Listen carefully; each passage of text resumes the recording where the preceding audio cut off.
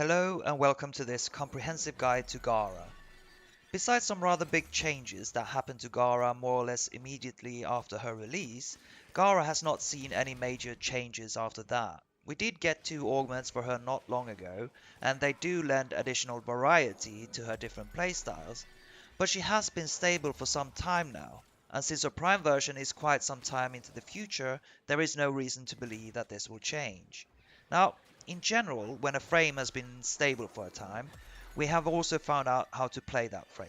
We know what the frame's different playstyles are, we know the good builds, we know the pros and cons of the frame, and so on and so forth.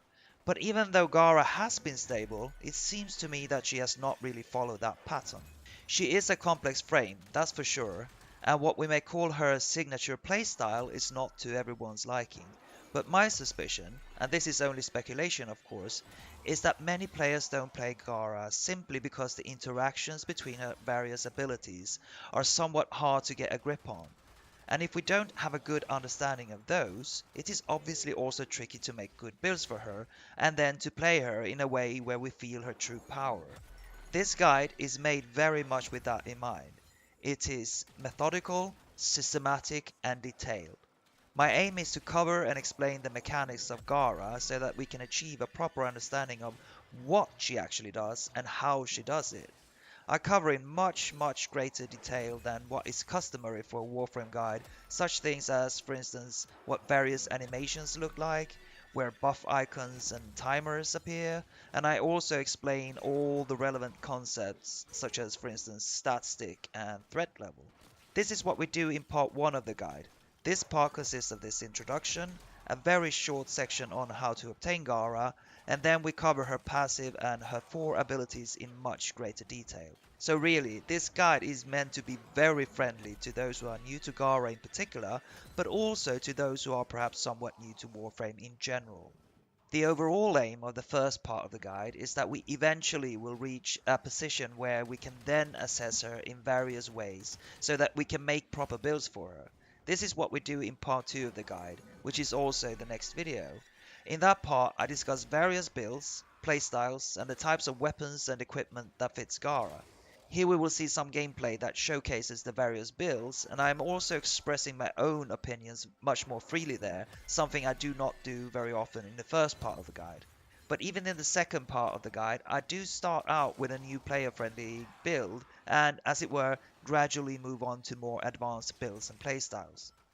In part 3, which is also the final part of the guide, I showcase footage from gameplay in a much more extended way, and this is also where we will see some crazy stuff which can happen when we as Gara players team up with other frames.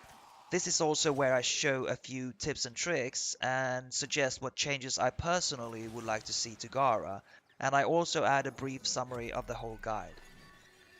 Now, let me point out a few things before we move on to the guide itself. I do not say anything about the lore surrounding Gara. I simply do not know enough about Warframe lore in general to have something interesting to say about Gara. And I have not tested Gara in the Conclave, so I have nothing to say about that either. A further thing I really want to stress is that next to the gameplay you see at the moment, there is no actual gameplay in the first part of the guide. All footage is from the simulacrum. But I am certainly no simulacrum warrior. I do not base anything at all on simulacrum testing alone. Everything you see of importance in this guide has been tested in regular missions as well. And the final thing I want to point out is a potential bug that I discuss in the section on mass vitrify. It would take us too far afield to discuss that bug already here, but I do think that Gara is currently bugged in a rather serious way when it comes to her damage output. Simply put, I believe that Gara currently does not do the kind of damage that she's supposed to be able to do, and that much of her complexity and some of her most interesting features are therefore seemingly irrelevant at the moment. But I cannot discuss that further now, so let us move on to the guide itself. We can get our hands on Gara's blueprint once we have completed the quest Saya's Vigil. The only requirement to start that quest is that we have completed the starter quest Vor's Prize. When we have done Vor's Prize, we can travel to Cetus and talk to Konzo, and Konzo will then start the quest. I will not say anything about that quest here so as not to spoil it. Once the quest is completed, however, we do obtain the blueprint, and the rest of the parts are then obtainable from bounties given out by Konzo. Gara comes with two Madurai or V polarities and a Vasarin or D polarity in the aura slot. Her stats, once she is max rank, are 300 health, which is decent, 300 shield, which is also decent, 125 armor, which is low, and 225 energy, which is also decent. And she has a sprint speed of 1.15, which is also decent. And that's about it for the basic information of how to obtain Gara. In the rest of part 1 of the guide, we will cover her passive and her abilities. Gara's passive is called Glint. It reads, a chance to create a radial blind when exposed to bright light. When enemies are within a 12-meter radius of Gara, there is a chance that they will be affected by her passive. If the passive procs, the enemy suffers first from a short knockback and is then blinded, and once they are blinded, they are also open to melee finisher attacks. If we walk up to the enemies over here, we can see those animations. The radial blind has a 10-second duration, and if an enemy who is already procced is procced again, then the duration will be refreshed. The radius can't be affected by range mods, and the duration of the proc can't be affected by duration mods. The conditions for Glint to proc is that Gara stands in bright light and that there is a line of sight between Gara and the enemy, but the enemies need not have line of sight on Gara, they just need to be in the radius. If that last sentence was a bit unclear, let me show you what I mean. I'm here walking up to the heavy gunner from behind, and the heavy gunner is obviously not looking at me. But as long as he is within the radius, there is a chance for Glint to proc, as you can see in this clip. For the sake of clarity, in this clip I am just showing in a very rough and ready way what the 12-meter radius amounts to.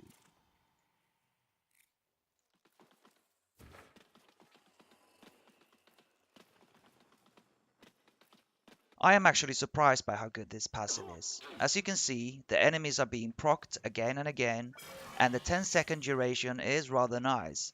And in all the various clips that we will have a look at throughout this guide, we will see enemies being procced left, right and center. In fact, in testing in the simul, there's been many times when I've wanted an enemy to attack me, but instead they've just been procced by glints and they've just been stood there basically.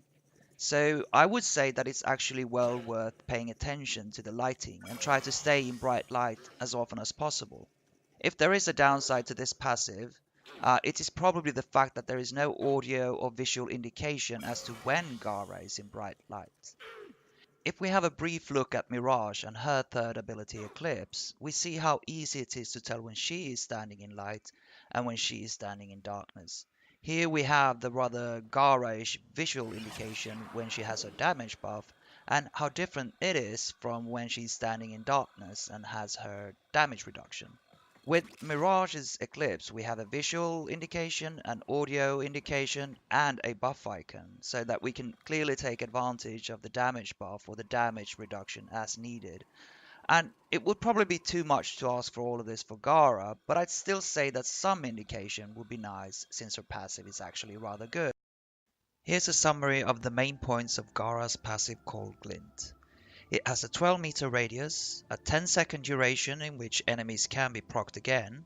The effects of a proc is that an enemy is knocked back, blinded, and becomes open to melee finisher attacks.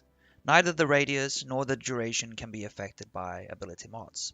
And with that, we conclude our coverage of Gara's passive. Gara's first ability is called Shattered Lash.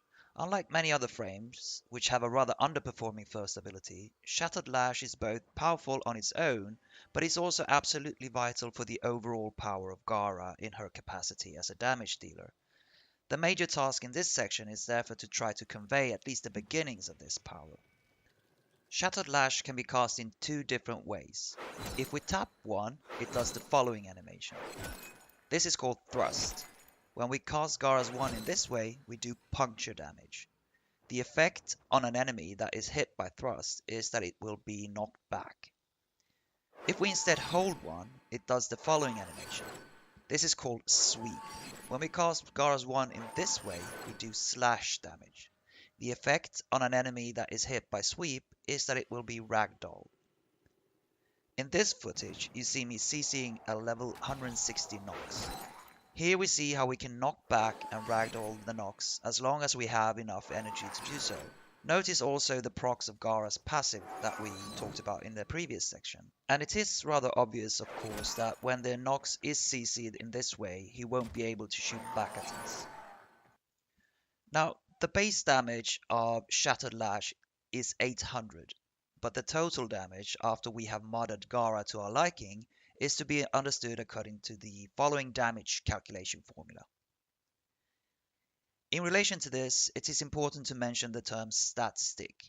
Now, I know that some already know what this term means, but maybe there are also a few who don't. So let us try to explain this term briefly and how it is applied in Warframe. If we look at a melee weapon in the arsenal, we see that it has 8 slots for normal mods and 1 slot for a stance mod. In a normal case, a mod that you apply affects the innate abilities or stats of the weapon itself. In our example here, we are using the Paracesis. The Paracesis has a base critical chance of 31%, which is of course very good. If to this we add a max sacrificial steel, we see that the number goes up to 58.3%. So in the normal case, there is a relationship between the melee weapon's innate stats and the mods that we add in the mod slots. We're all familiar with this, of course. When we use a melee weapon as a stat stick, however, we do not care at all about our weapon's innate stats. What we instead care about is the particular Warframe's ability that we are building it for.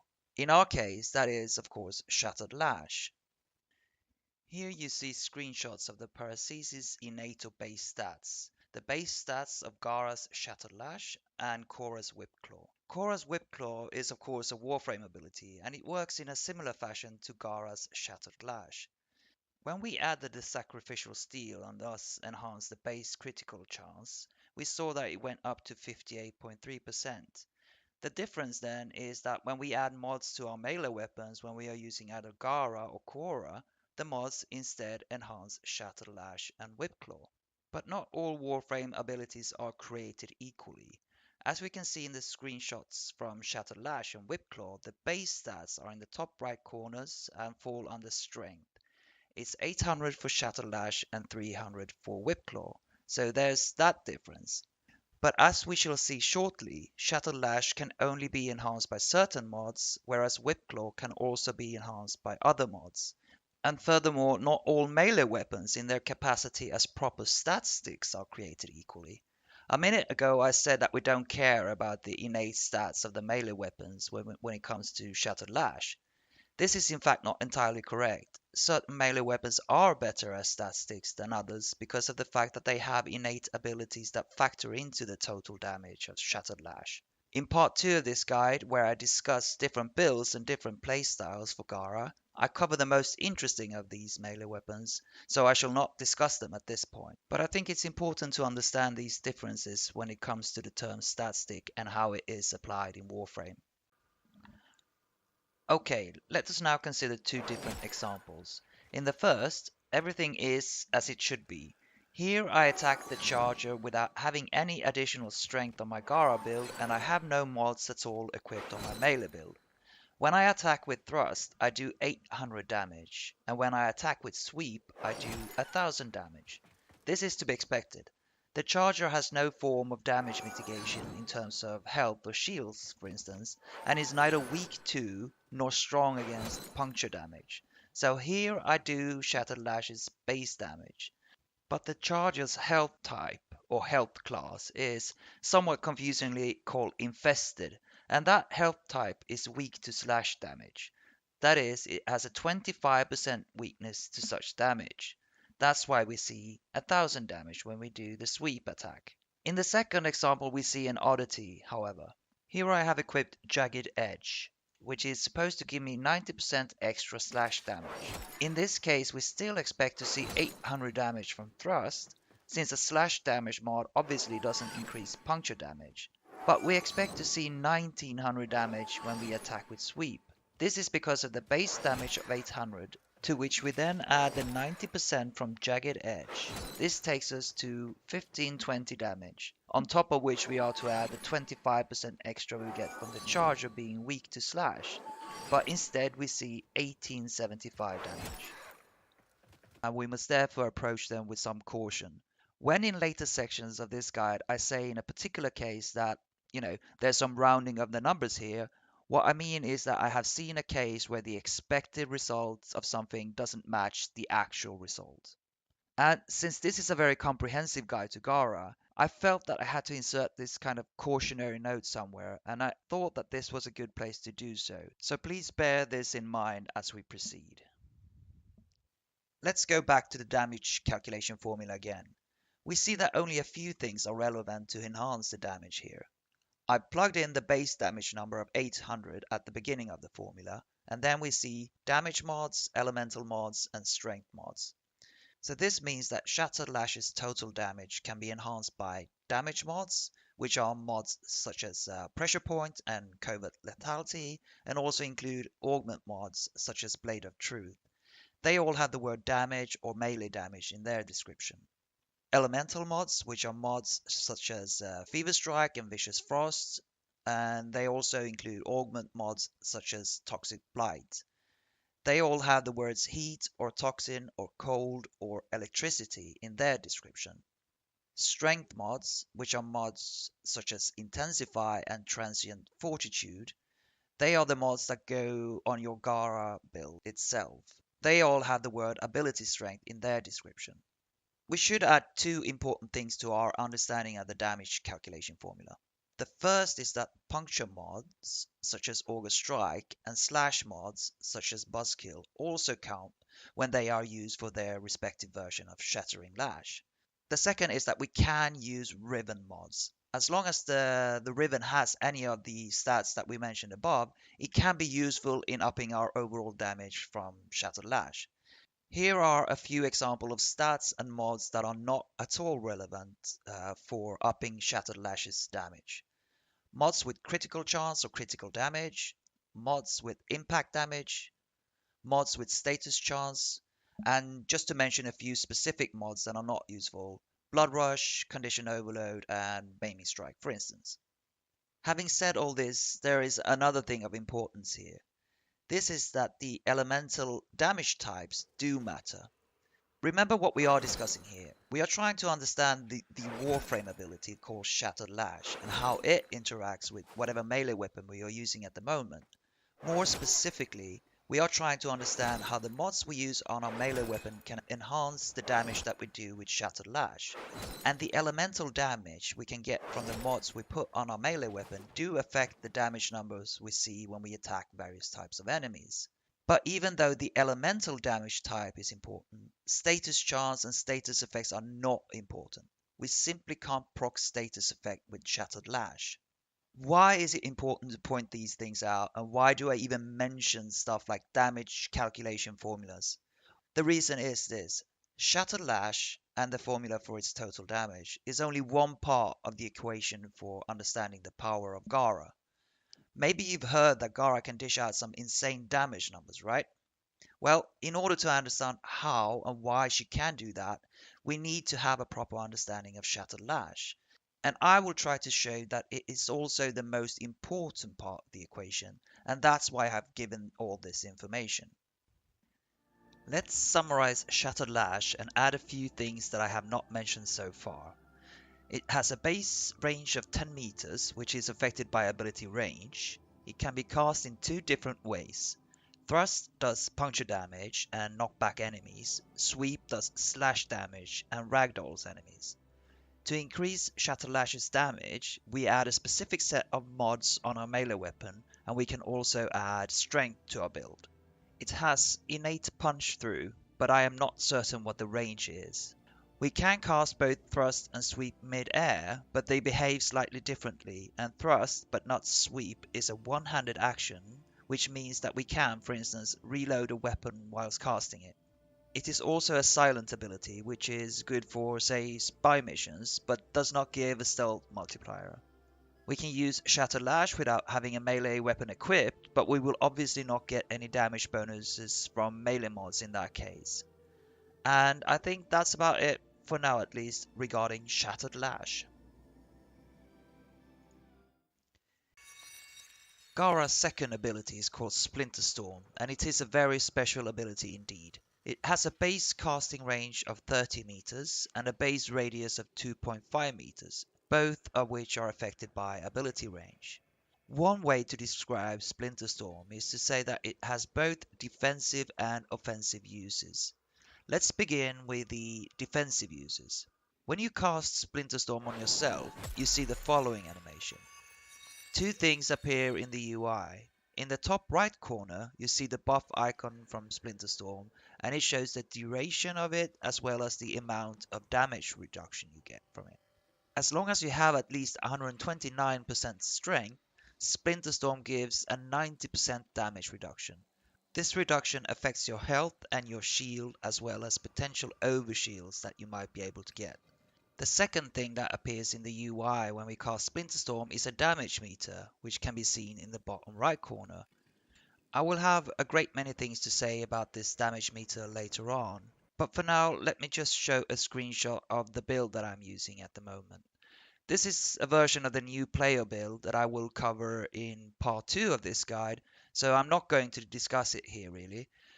I show it only because we want to know what kind of ability duration we are currently working with, which is 184%, and the ability strength we have, which is 130%.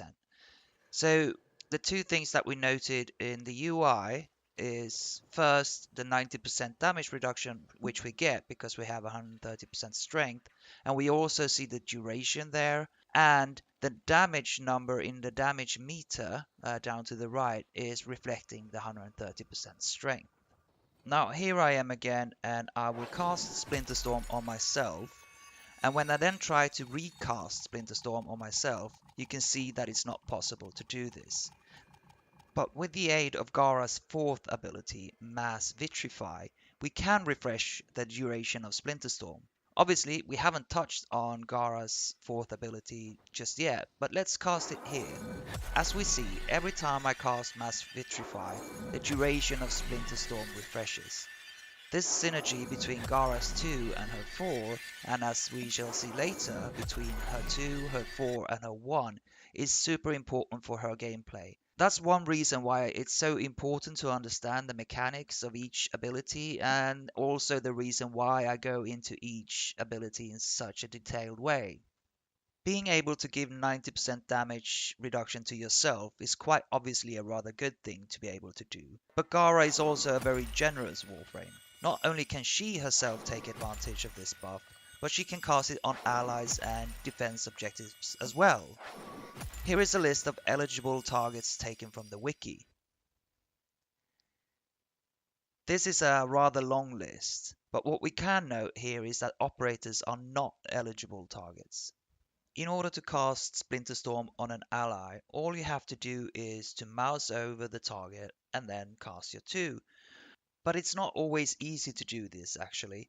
What you can do is that you can aim at the target and then cast your 2. What I would like to show now is that it's not always easy to keep track of the target's buff duration either, especially when you have cast Splinter Storm on more than one target.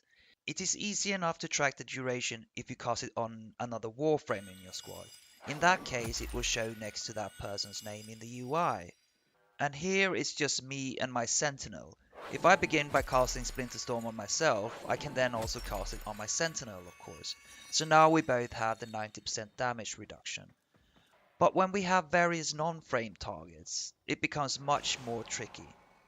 So let's consider the following situation where I have my Smita Kavat, an Ancient Healer Spectre, and an Octavia Spectre. I will delay casting Splinter Storm with a few seconds between each cast so that we can track the different times. I begin by casting Splinter Storm on myself, and we see the buff icon in the top right corner. If I then cast it on my cat, we see that the cat's duration is the one in the bottom right corner. If I then go on to cast it on one of the spectres, we see that the duration in the bottom right refreshes, But this does not actually refresh the duration on the cat, but instead shows the duration for the spectre. And if I then go on to cast it on the other spectre, we see the same thing happening again. So keeping track of all this can sometimes be rather confusing, but it is my understanding that it is always the last target's timer that shows in the bottom right corner. What we always can do, however, is to refresh the duration of Splinter Storm on all of us by casting Gara's 4, Mass Vitrify. As long as the targets either are inside of the barrier when we cast it, or if the barrier touches them as it extends, the buff duration will also refresh. But Gara is not only an excellent support in that she can provide damage reduction to the whole team, she can both do damage and debuff enemies as well. So let's move on to Splinter Storm in its offensive version, where we basically can do two things. The first and easier to explain thing is when we cast Splinter Storm on an enemy. This causes the enemy to take a small amount of damage over time. The base damage of this damage over time is 250 and is affected by ability strength. In our case, with the build that we are currently using and where we have 130% strength, it is 325, and that is what we see in the bottom right corner. The damage types of this damage over time is distributed between impact, puncture, and slash. So unlike Shattered Lash, a bit of impact damage has entered the picture here. But this is a bit of an odd addition, and I will cover it later on when I discuss Mass Vitrify. This damage over time, however, is not the most useful thing as I see it. What is much more useful is that when you cast Splinter Storm on an enemy, that enemy will take 35% increased damage from both weapons and Warframe abilities. This is also affected by ability strength, and with our build, that goes up to 45%. What is both interesting and good about this is that this increased damage also affects status effects, such as bleeds. So if I were to proc a bleed on an enemy with my current build, and let us suppose that the bleed would do 1000 damage per tick, it would now instead do 1445 bleed damage per tick. However, there is a problem with this debuff. I would like to see a much more noticeable visual indication when an enemy is debuffed. I am here in this example casting Splinter Storm on 3 heavy gunners in the row closest to me, and we can clearly see how hard it is to figure out just which enemy has the debuff and which hasn't. Perhaps something like the default enemy marker would be too much, but maybe a middle ground between the current version of Splinter Storm and the enemy marker would be a nice compromise so that we could clearly see what enemy has the debuff, and more importantly perhaps so that other members in the squad also could see the debuff. Let us now turn to the second offensive use of Splinter Storm, and this is where things really get real. What I will do now is that I will cast Splinter Storm on myself, then cast Mass Vitrify, and then finally go outside the barrier and cast Shattered Lash on the barrier. That is, I will cast 2, then 4, then go outside the barrier and cast 1 on the barrier. From now on, I will refer to this as a 2-4-1 combo. Pay attention to the damage number that will appear in the bottom right. To explain what I just did, let me go back a step and cast 2 on myself, and once I have done that, walk into a group of level 100 heavy gunners. There are two things to notice here. The first thing is the damage number in the bottom right corner. As you can see, it says 325. As I said earlier, this is the number we get from Splinter Storm with our current build, where we have 130 strength.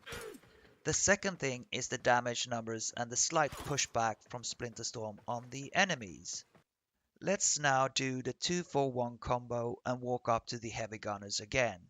Notice how the damage number from Splinter Storm is now 13.5k. How did we get to that particular number? Why 13.5k? Well, we have already explained how ability strength is important. But now we also have to look at Shattered Lash, and more specifically at the build we use on our melee weapon. Here is a screenshot of the melee weapon I am using now. Again, this is a new player build and we are not concerned about numbers and specific mods as such. All we need to remember, for now at least, is the damage calculation formula for Shattered Lash that we saw in the previous section. In that section, I said that Shattered Lash is only one part of the overall equation for understanding the power of Gara. What I will only note at this point in the guide is that we have piled on a bunch of mods and we have therefore enhanced the damage of Shattered Lash. I will indeed explain this in detail later on, but what we can say is that the damage number we see on Splinter Storm's damage meter is reflecting both the build we currently have for Gara and the build we have on our Jaw Sword, and the number reflected is 13.5k. 13.5k damage in the UI translates to 835 damage on the heavy gunner. You might think that this is a truly shitty damage number, and indeed it is. To explain this, we have to explain a few more things.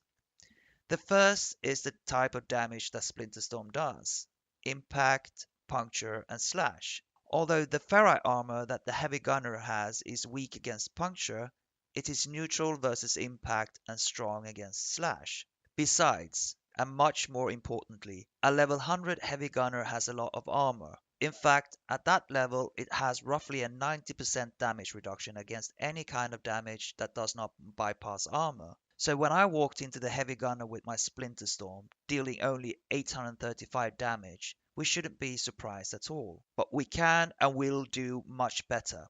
If we keep doing the 2-for-1 combo, we can add more to Splinter Storm's damage.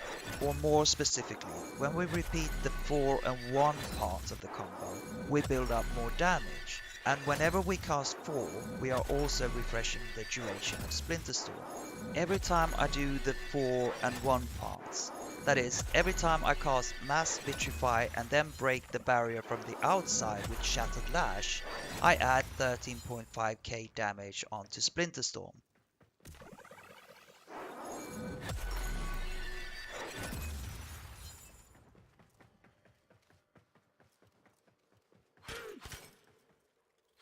Now that's more like it. With 106k in the UI, we see 6536 damage on the heavy gunners. But let us now also debuff the targets by casting Splinter Storm on them.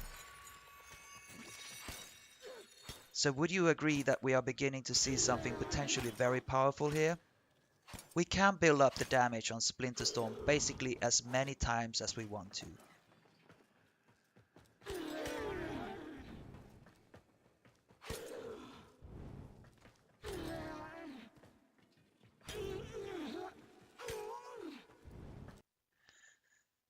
The very same principle of adding damage onto Gara's own Splinter Storm also applies to adding damage onto our allies' Splinter Storm damage. They just have to be within the radius of the barrier when Gara destroys it for damage to be conferred onto their Splinter Storms. In the example so far, I have not used the Sentinel. In the next clip, I have already added 106k damage onto Splinter Storm, that is my own Splinter Storm, and as I had cast Splinter Storm on my Sentinel as well, it is now also an offensive weapon in exactly the same way as Gara herself is. So my Sentinel is also doing 106k damage, but as we can see, or hear as I have turned up the in-game volume I hope, is that Splinter Storm's knockback is often preventing the Sentinel from doing damage. We can prevent this knockback however, and we do so by casting Splinter Storm on the targets and thereby also debuffing them in the process of course. This makes them immune to knockbacks and also to pull effects. As I said, the principle is the same for any allies. Any ally that we can cast Splinter Storm on can also be turned into a Splinter Storm weapon of destruction as long as they are within the explosion radius of the barrier when Gara destroys it. In solo play, this is most obviously of relevance for Sentinels and pets, and also the new MOAs that were introduced with Fortuna. And the thing is that even if we are not always focused on piling on damage on our allies, we always do want to make sure that they have the damage reduction anyway, and in normal gameplay that will most likely also mean that they will be, at least every now and then, in the radius of the barrier when it explodes, so they will get some added damage. In party play, especially when you've set up your squad, for instance with your friends or your clanmates, there are certainly more options and even a few somewhat advanced techniques for using Gara as a kind of damage conferrer, but I will leave such strategies for the part of the guide where I show actual gameplay. It's almost about time to summarize this section on Splinter Storm, but I want to note one minor bug before I do so. We can actually occasionally cast Splinter Storm on enemies that already are, as it were, Splinter Storm, but it seems rather unreliable and there does not seem to be any repeatable pattern here. I don't think it should be possible to cast Splinter Storm on a target that already has Splinter Storm, but there you go. Actually, one more thing to mention. There is an augment for Splinter Storm called Mending Splinters. I have not discussed it so far, since I will eventually cover it in a different part of the guide where I think it fits better. Suffice it to say here is that it adds additional complexity to Splinter Storm as well as to our different playstyles. Alright, there's even more to Splinter Storm than this, but we have now covered the main defensive and offensive uses, so let's summarize this section and leave further synergies for later. Splinter Storm has a 2.5 meter radius and a casting range of 30 meters, both of which are affected by ability strength. The base damage is 250 and it is also affected by strength. Splinter Storm can be refreshed by casting Mass Vitrify, and Mass Vitrify will also refresh the duration on allies if they are either inside the barrier or if they touch the barrier as it extends.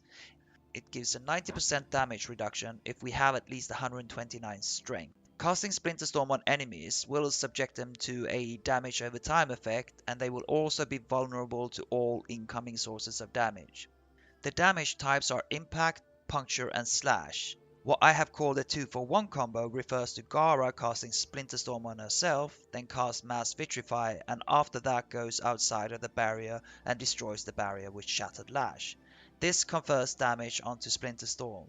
This combo can be repeated again and again. We will talk much more about this damage conferring aspect in the next section. And that, I think, concludes our coverage of Splinter Storm. I now pass directly onto Gara's fourth ability, Mass Vitrify, rather than her third ability, Spectral Rage. This is because we have seen a few features of Mass Vitrify already, and so they are fresh in our mind and we can readily build upon them as we move along. So far, you've seen me cast Mass Vitrify in this fashion. This is done by tapping 4 and then tapping 4 again at the point you want the barrier to form, and then extend from. If we instead tap 4 only once, Gara will cast the barrier and she will also be locked in the animation until the barrier has reached its full width. Only one barrier can be up at any particular time. Casting a new barrier when there is already one up will destroy the first barrier. When we cast Mass Vitrify in either of the versions I just showed, Gara's health and shield numbers are grayed out during the animation. This indicates that Gara is completely invulnerable to any damage and status effects during the time she actually casts her for. I will now cast Mass Vitrify again, but this time I will also slow down the footage so that we can pay attention to several important features in the bottom right of the UI. What we see there is the initial casting cost of the ability, which is taken away from my energy pool, its energy drain over time, that's the continuous drain of energy, the time it takes for the barrier to reach its full width, that's the timer ticking down. Once we cast 4 and the barrier has reached its full width, we also see the number 12, which I will come back to in a bit. I have drawn attention to these stats because of the way that the formation of the barrier is affected by range and duration. We have 109% range and 184% duration on our build, but let me show a few clips with different stats and hence different ways in which the barrier behaves when we cast it. In the first example, I have 199% duration and 34% range, and in the second I have 40% duration and 100% range. We can quite clearly see the difference from our original build, but what these examples also show is how we can play around with different percentages of duration, range, and also efficiency in our builds. They all have an impact on barrier formation in their different ways. We also saw the number 12 in the bottom right corner earlier. This indicates that there are 12 intact segments on the barrier at the present. Each fully cast barrier consists of 12 segments, and whenever a segment is destroyed, the UI will show the number of remaining segments. These segments all have a certain health, based on the following formula, where I have plugged in the numbers from our build in the example. Luckily, this can also be seen in the UI, so there's no need to work out the formula in the way that I have done here unless we really want to. But this number is also further complicated because of the following feature. We have summoned our old friend, the level 100 heavy gunner. Let's cast Mass Vitrify and pay attention to the buff icon that appears in the top right corner. We see 3839. If we do this again with 6 heavy gunners, we shall see the number 23,000. The explanation for these health numbers is this. When enemies are within the radius of Mass Vitrify as Gara casts it, those enemies will be crystallized over time. When they are initially hit by the barrier, a portion of their current health and shields are added to the health of the barrier. Let's spawn in a few low-level enemies to see the gradual process of enemies being crystallized. Once an enemy is completely crystallized, it receives 50% more damage from weapons and Warframe abilities at base, and this is then affected by ability strength and shown in the UI as a damage multiplier. One more example here. I have spawned in a charger. I have no strength on and no mods on my weapon. What I will show now is that if we cast Splinter Storm on the charger and then crystallize it with Mass Vitrify, it will take added damage both from Splinter Storm and from it being crystallized. So let's pause here to see what we can expect. So the first thing we expect is to do 800 damage from thrust. Why is that though? Because we have no strength and no mods that can enhance the base damage. We expect to do 1080 damage when the charger is also debuffed by Splinter Storm, but in the example we shall disregard the dots. Now why can we expect that? Because we have no strength on, so the debuff version of Splinter Storm currently gives us 35% more damage. And we can then expect to do 1620 damage when the charger is both debuffed by Splinter Storm and it being crystallized. And why now is that? Because we have again no strength on, so a crystallized enemy is taking 50% more damage, and that is why. So let's see if the expected results also match the actual results.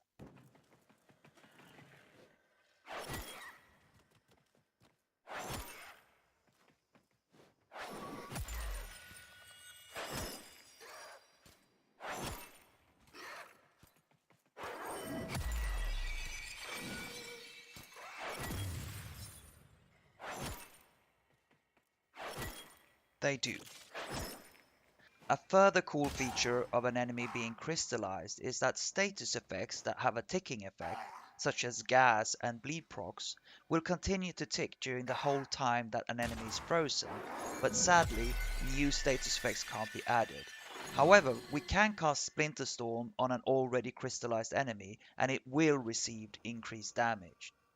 Let us now consider how the barrier is supposed to work in relation to other warframes in our team, and then how it is supposed to work in relation to enemies. It is my understanding that all warframes, all warframe abilities, and all types of attacks from weapons should be able to pass through the barrier, either from the inside out or from the outside in. Most allies should be able to pass through the barrier as well, but some, such as defense sortie operators, can't, and it is not my intention here to supply a full list of exceptions. But there are always complications and or bugs. Let me show you 3 examples, some of which are readily known. I point these out here because if you want to use a particular weapon with Gara, it is well worth giving it a wee bit of testing first. When it comes to enemies and the barrier, things are a bit more complicated. It is again my understanding that only a few types of enemies, such as the greater eidolons and certain bosses, should be able to pass through the barrier without any problems. Again, I do not intend to supply a full list here either. But if an enemy has punch through, it should be able to shoot through the barrier, and certain AoE explosions go through the barrier as well. But as seems to be somewhat typical of enemy AI and enemy pathing in Warframe, enemies often behave in rather mysterious ways with respect to the barrier, to say the least. Here is a series of clips to give a feel of the somewhat unpredictable behavior of the enemy AI. But before I show them, let me preface these clips by noting a few things. The barrier does have a threat level. This means that enemies will attack the barrier if it is within their line of sight, even if there are no warframes around. A warframe's threat level is, of course, much higher than the barrier's threat level, and this means that if an enemy is, say, inside of the barrier, it should attack you and not the barrier. This is not always working as intended, however, so some of these clips will show that.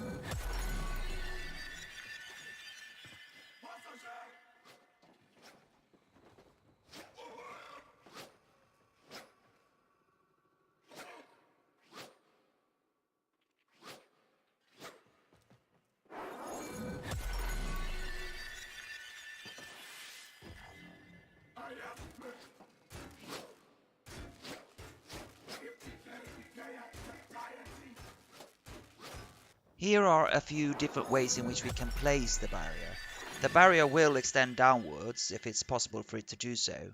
When cast on a plane surface, it has a 3-meter height, but it can expand downwards an additional 9 meters.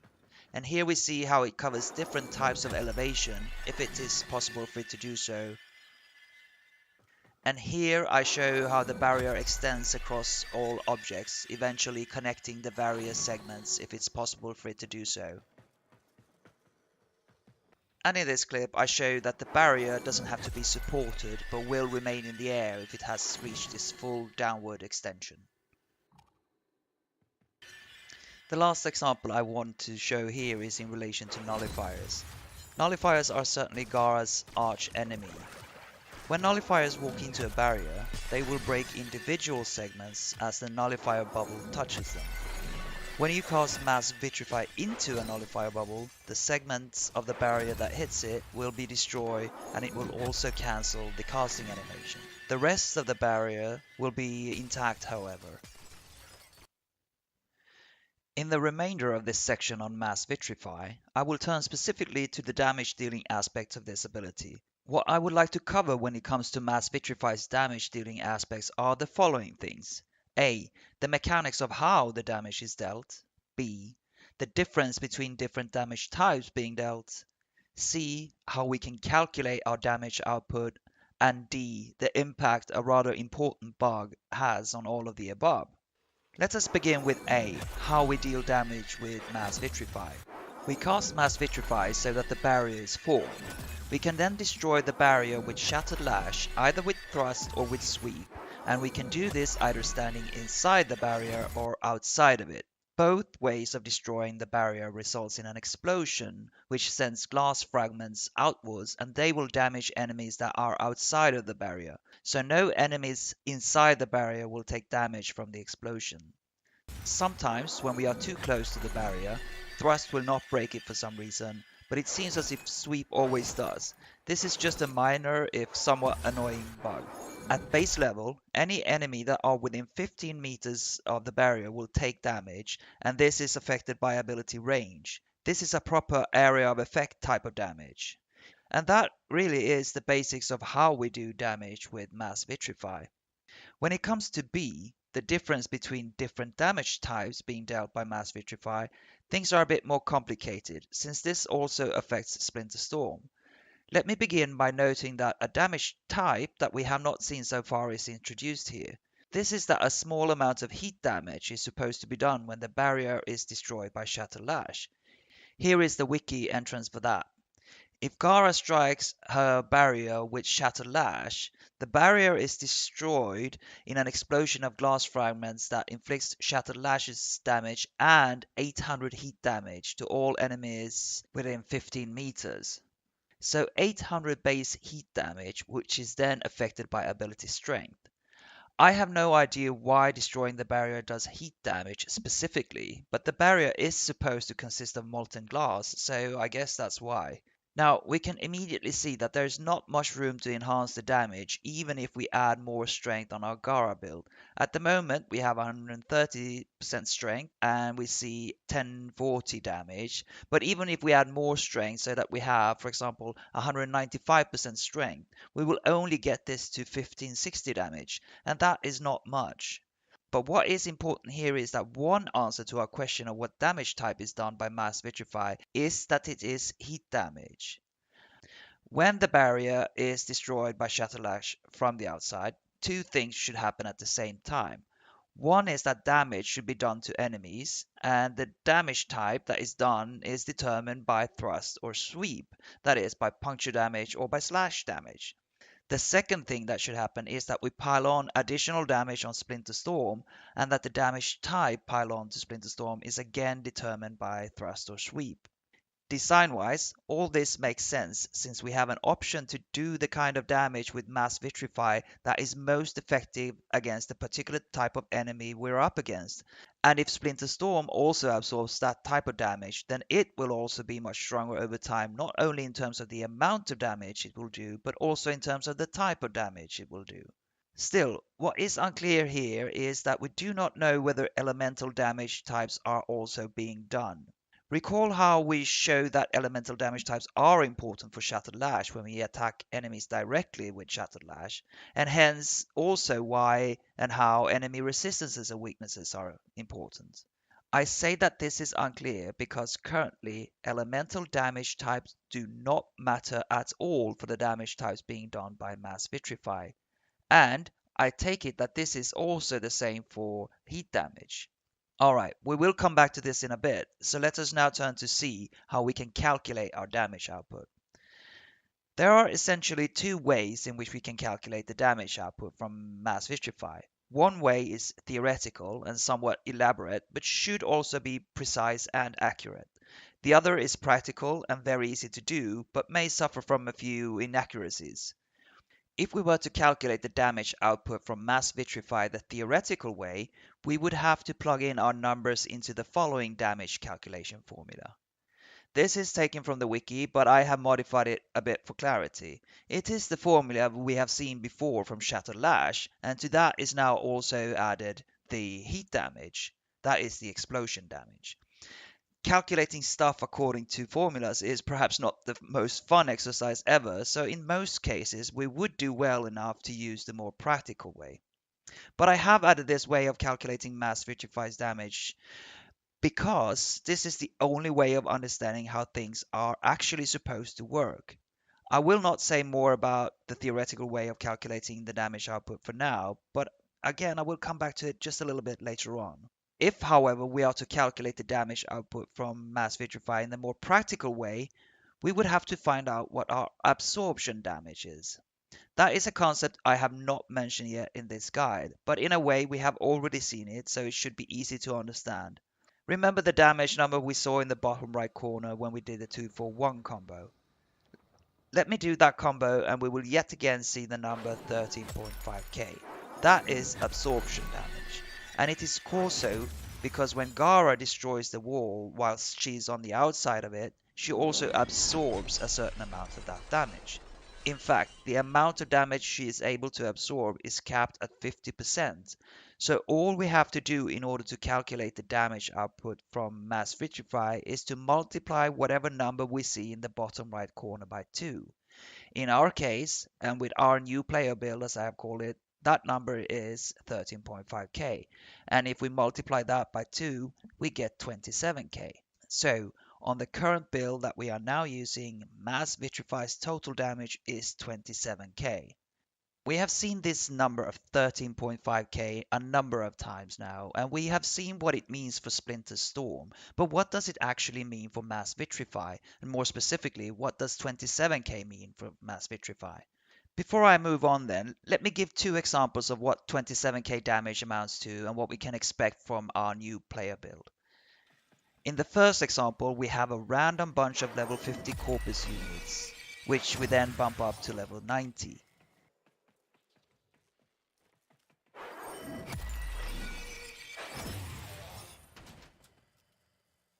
In the second example, we have a random bunch of level 50 Grineer units, which we then also bump up to level 90.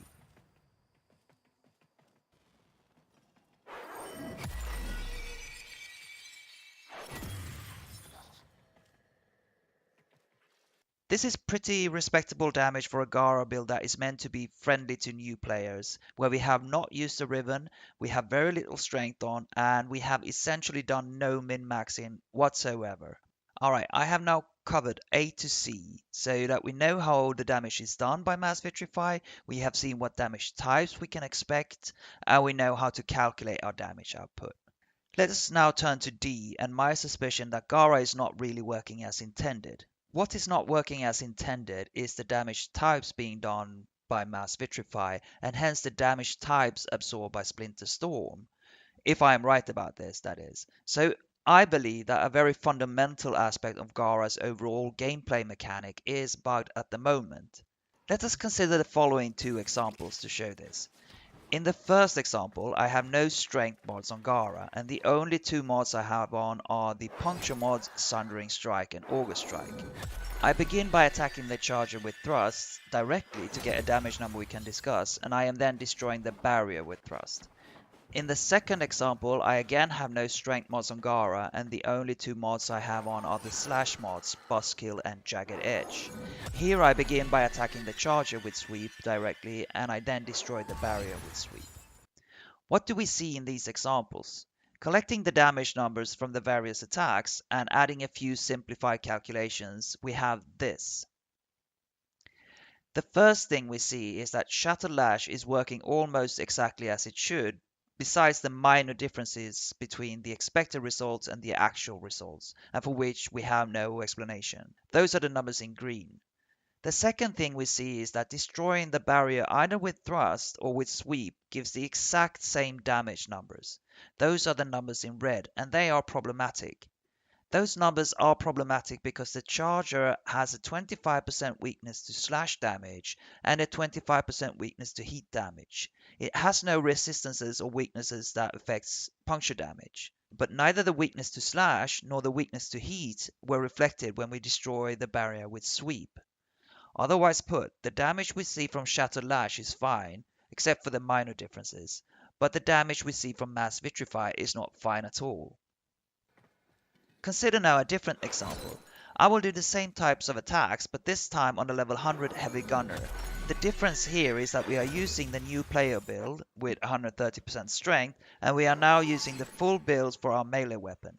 So again, we have the puncture mods in the first example and the slash mods in the second example. Although I will not bore you with the calculations here, we do see the same kind of thing. Attacking the heavy gunner directly with thrust and sweep, respectively, produce different damage numbers, as is expected due to the heavy gunner's resistances and weaknesses. But when we destroy the barrier with thrust and sweep, respectively, we see again the same damage numbers. I do believe that this is a bug and that Gara therefore does not work as she is meant to work. It happens across the board, and the examples I have shown are not just some isolated events. I do have my own ideas as to what is causing this behavior, and my original intention was to include more testing and a few speculations regarding this bug here in this guide, but that came to about 40 minutes, and that is simply too long, even by my own very generous standards. We really just have to deal with this kind of oddity for now, and I really have no idea how long it has been in the game. What is relevant to point out here is that this also goes for Splinter Storm. We see the same kind of strange behavior there in the sense that whatever damage type is done by the barrier is also absorbed by Splinter Storm. It is just that we don't know what damage type that is, nor how to vary it. There are three more things I want to mention regarding Mass Vitrify before we can end this long section. The first thing I want to consider is that there are two different ways in which the term explosion damage is used. We have already seen the first use, and that is the explosion damage that results from Gara destroying the barrier with Shattered Lash. The other is the kind of explosion damage that results from enemies destroying a segment of the barrier. I will not discuss this much here, and I have two reasons for not so discussing it. The first is that although the base damage of that kind of explosion is supposed to be 350 and is also supposed to be affected by ability strength, it is unclear to me what kind of damage that is. And the second reason is that it is very hard to base one's gameplay around enemies destroying various segments of the barrier, and therefore that building Gara for this kind of damage seems somewhat pointless. The second thing I want to mention is in relation to the damage calculation formula for Mass Vitrify that we saw above. So let's just have a look at that again. We saw how the explosion part of the formula is not very interesting for enhancing the total damage from Mass Vitrify. Adding more strength to our build simply doesn't do much for this, and besides, we don't even know whether any specific heat damage is done at all at the moment. What is important in the formula, however, is the damage we get from Shattered Lash. Recall how much I stressed this when we discussed Shattered Lash earlier in the guide, where we talked about the term stat stick and how Shattered Lash's damage is affected by melee mods, including Riven's, but not by the innate stats of the melee weapon itself. Here there is much more room to increase the damage numbers. And in the next part of the guide, where I discuss builds for different playstyles, builds for Gara, and whether it is worth using a proper static or just a regular melee weapon, we will see wildly different damage numbers for Mass Vitrify. Now, the very last thing to mention is actually very important since I have seen a lot of confusion regarding this aspect. This has to do with something that is often mentioned in relation to Gara, namely that she scales into the endgame or that her damage scales. If all we mean by the concept of scaling is that we can do the 2 for 1 combo again and again and pile on damage on Splinter Storm, then that is certainly correct. We can easily get this number into the millions if we so desire. But if we mean that the total damage from Mass Vitrify scales, we would simply be wrong. The total damage from Mass Vitrify is a result of our complete build, and it will stay the same no matter whether we are 1 minute into a mission or 3 hours into that mission. So Gara can be very good as a kind of nuke frame, provided that our build is good, but the damage from Mass Vitrify does not scale. This has been a very long section where we have covered a lot of ground. It is time now for a summary of Mass Vitrify.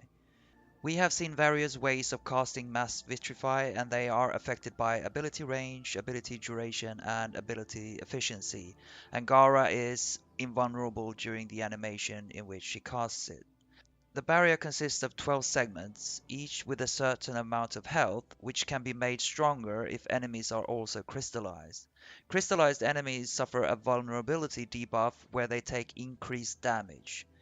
We have also seen that all warframes and allies, as well as all abilities and weapons, should be able to pass through the barrier, but that this is not always working as intended.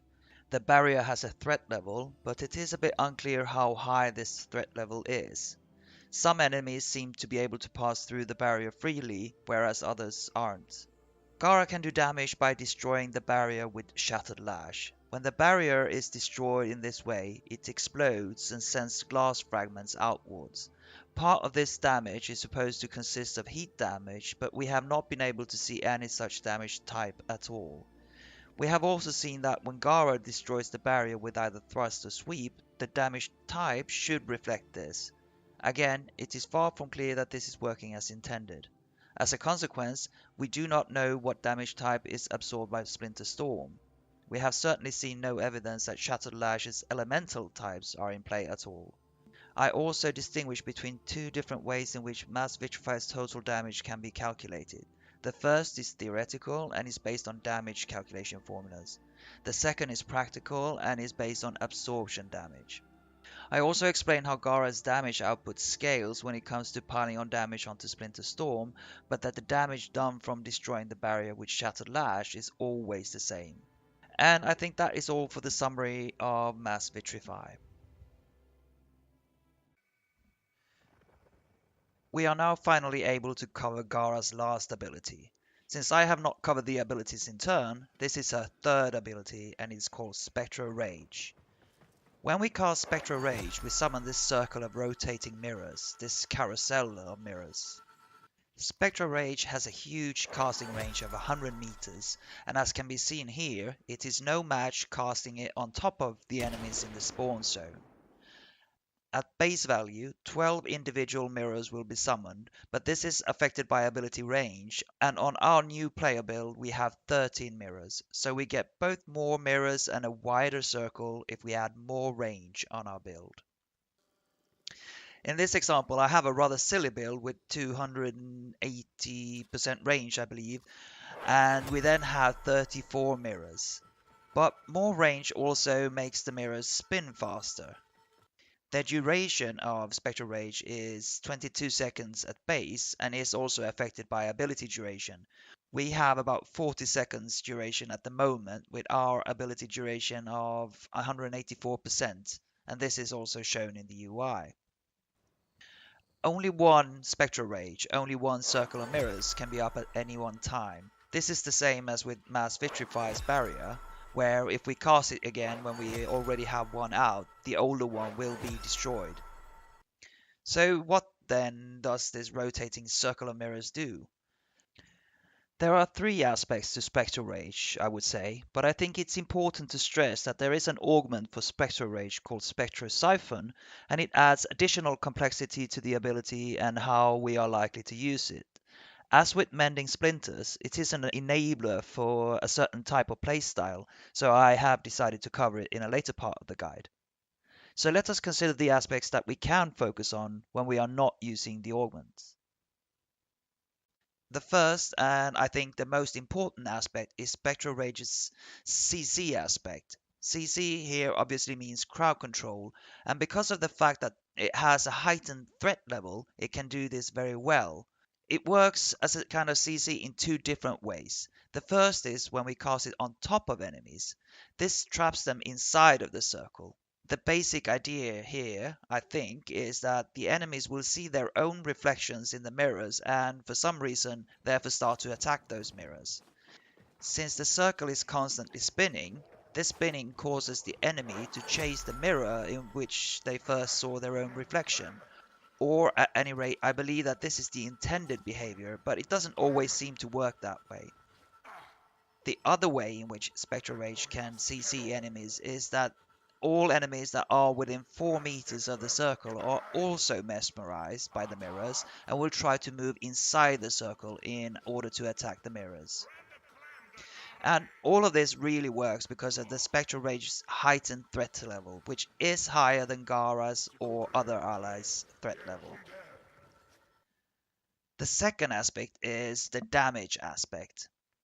Each individual mirror has 800 health at base level, and this is increased by ability strength. On our build currently, they have 1040 health. An individual mirror will break if it receives this amount of damage, and then release that damage back on its attacker. When half of the mirrors are broken, the ring will collapse and deal 1500 damage to all enemies inside the ring. Again, this is affected by ability strength, and that amounts to 1950 damage on our build. As with Splinter Storm, the damage is distributed between impact, puncture, and slash damage. It is fairly obvious that 1040 health and 1950 damage is not particularly high, and even with a much higher strength on our build, those numbers won't increase that much.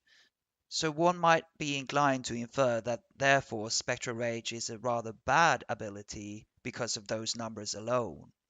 After all, even a level 50 Nox doesn't seem to have much of a problem destroying the mirrors and then laugh at the damage that is done to him, as we can see here. So the low damage numbers and just one example like this might make it seem if this is a straight up bad ability. But I don't think we should be so fast in drawing that conclusion. To understand why, we need to understand the mechanics of the rotating mirrors. We have already seen examples of poor enemy AI and poor pathing when we discussed Mass Vitrify, so let's take a closer look at this example where we will see a few enemies trying to use melee weapons to destroy the mirrors. What we see here is perhaps a combination of poor AI and bad accuracy, but this is the way it works a lot of the time in real missions. And this makes Spectral Rage effectively have much more survivability than what immediately meets the eyes from the health numbers alone. But I do think that there is a difference between enemies attacking the mirrors with melee weapons and those attacking it with primary or secondary weapons where they're shooting at it. And I think that enemies that are able to shoot down the mirrors do this much more effectively than enemies who can only melee. I don't think there's any denying this, and I don't think we should try to make this ability have more survivability or being able to stay up much longer than it actually can. But I do think also that it's important to point out that we can always recast Spectral Rage so that we in that way can CC enemies basically as long as we have the energy to do so. The third aspect of Spectral Rage is that if anyone with an active Splinter Storm is near the circle of mirrors when it explodes, half of the mirror's damage is absorbed into Splinter Storm's damage meter. Now, I think this is a rather circumstantial kind of aspect of Spectral Rage. It's not something that we really can build around or even play around, and I must admit that I've found it very, very hard to understand exactly how and when damage is being added to the damage meter. So, and it is perhaps a bit uncharacteristic of me and of this guy to not try to delve much deeper into this aspect of the ability, but I do find that it is incredibly hard to understand. And to me, it seems as if it's a good thing when it actually happens, and quite often we will be near or inside the circle when it explodes, but it's more like a sort of like it's a boon, it's a positive thing that when it happens and it's good, but it's not something that we can sort of like play around too much. So that was a very brief coverage of the CC aspect, the damage aspect, and the Splinter Storm aspect of Spectral Rage. Let me just point out a couple of things that I find interesting as well. The first thing is that Spectral Rage can be cast mid-air, which, coupled with the 100-meter casting range, is extremely useful. Although I do find it personally quite difficult to get the placement right, I do use it a lot mid-air in my own gameplay. The second thing is the rather cool behavior when we cast Spectral Rage where there are different levels of elevation. It is buggy for sure, but it also reinforces the feeling that enemies can't escape the circle once they are inside of it. The third thing I want to point out is to actually come back to the heightened threat level. In the clips that I have shown, we do see that it works very well and that enemies aren't attacking me, they are attacking the mirrors. In the gameplay part of the guide, we will see many more examples of this. And the last thing I want to point out before I summarize Spectral Rage is that I am fully aware of the fact that there is a lot of hate on this ability. But I think a lot of this is based on misunderstandings, actually, and more importantly, perhaps, it is based on people not having used this ability because they have discarded it based on some stats alone. And we will see in the next part of the video just how useful Spectral Rage really can be, especially when we use it in combination with the augments. Alright, let's summarize Spectral Rage and bring the first part of this guide to an end. Spectral Rage has a base casting range of 100 meters. The carousel will have 12 mirrors at base, and that, as well as the width of the circle, is affected by ability range. The base duration is 22 seconds, and this is affected by ability duration. Spectral Rage CCs enemies by trapping them in the circle or by enticing them to walk inside it if they are within 4 meters. The charm radius here is affected by ability range. The mirrors have 800 health at base, and once a mirror is destroyed, it releases that amount back on the attacker. When 50% of the mirrors are destroyed, an AoE damage of 1500 is done to all enemies inside the ring. Both of these stats are affected by ability strength. The damage is distributed between impact, puncture, and slash.